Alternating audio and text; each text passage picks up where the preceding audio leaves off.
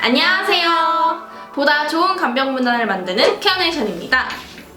여러분, 병원에서 쓰는 용어들 중에 석션, 투석, 욕창 이런 단어 들어본 적 있지 않으세요? 저 그런 거라면은 좀 많이 들어봤을 것 같은데요. 그 의사들이 나오는 드라마나 영화 보면은 수술할 때 석션 막 이러잖아요. 맞아요. 그게 가장 좀 익숙한 메스. 아 맞아요, 메스. 이런 거 되게 익숙하죠? 그 중에 방금 말씀하셨던 그 석션이 어떤 건지 좀 알고 계세요? 사실 잘 모르겠는데요. 그 석션이라는 게 수술할 때 쓰는 거 아닌가요? 네, 석션이란 병원에서 수술 등의 행위를 할 때 사용되는 기계로서 혈액이나 아니면 가래와 같은 것을 흡입해주는 역할을 하는데요. 환자가 호흡할 수 있도록 피, 타액, 구토 등의 분비물들을 청소해주는 역할을 하고 있죠.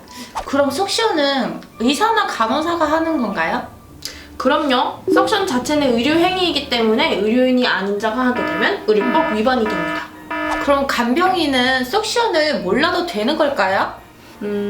확실히 간병인에게 석션은 업무 범위는 아니지만 석션이 필요한 환자분들이 있으세요. 이런 분들 같은 경우에는 환자 상태를 알아야지 의사나 간호사에게 상황을 보고해 줄 수 있기 때문에 훨씬 알아두는 게 좋다고 생각합니다. 네, 석션은 이제 진짜 확실히 알 것 같아요. 근데 괜히 TV에서 우리가 많이 들어본 단어라 조금 익숙하더라고요. 그럼 지혜님, 투석은 혹시 아세요? 투석은 잘 알죠. 친척 중에 신부전증으로 앓고 있는 동생이 있는데 가끔 집에서 투석을 한다고 하더라고요. 네, 투석은 신장이 손상되어서 이 혈액 내에 있는 노폐물을 배출할 수 없을 때 쓰는 방법인데요. 투석에는 두 가지 방법이 있어요. 하나는 혈액 투석이고 하나는 복막 투석인데 지혜님 동생분 같은 경우에는 집에서 하신다는 거 보니까 아마 복막 투석이 아닐까 싶어요. 네, 맞아요. 복막투석이라고 해요. 이것은 몸속에 쌓여있는 노폐물을 복강내로 주입한 투석액을 통해서 제거하는 방법인데요. 들어보면 가끔 복막염이 생겨서 병원에 입원할 때도 있다고 하더라고요. 이 복막 투석의 가장 큰 장점은 집에서도 투석을 할 수 있다는 것인데요. 잘못하면 염증이 생길 수 있다는 단점도 있죠. 네, 반면에 혈액 투석은 병원에 있는 기계 장치로 이 투석을 하는 방법인데요. 여기서 단점은 병원 스케줄에 맞춰서 이 투석이 진행된다는 게 있을 것 같아요. 네, 요즘 같은 코로나 시기에 되도록이면 감염 위험을 줄여서 복막 투석을 하시는 게 더 좋을 것 같고 안심이 될 것 같아요. 하지만 이 투석 방법의 선택에 있어서 가장 중요한 건 환자분의 선택입니다.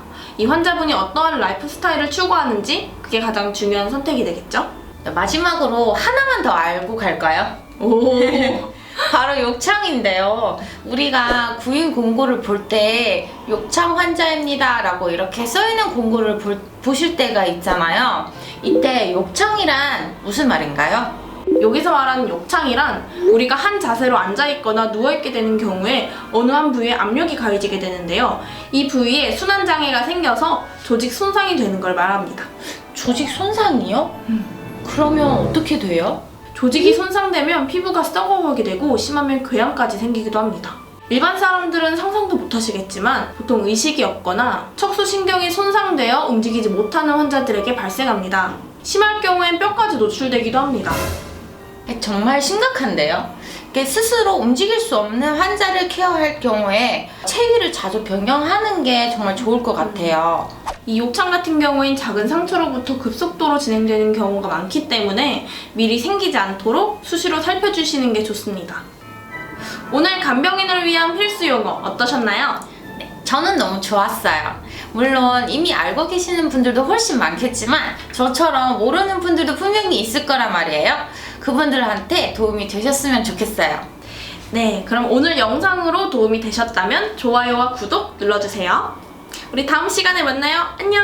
안녕!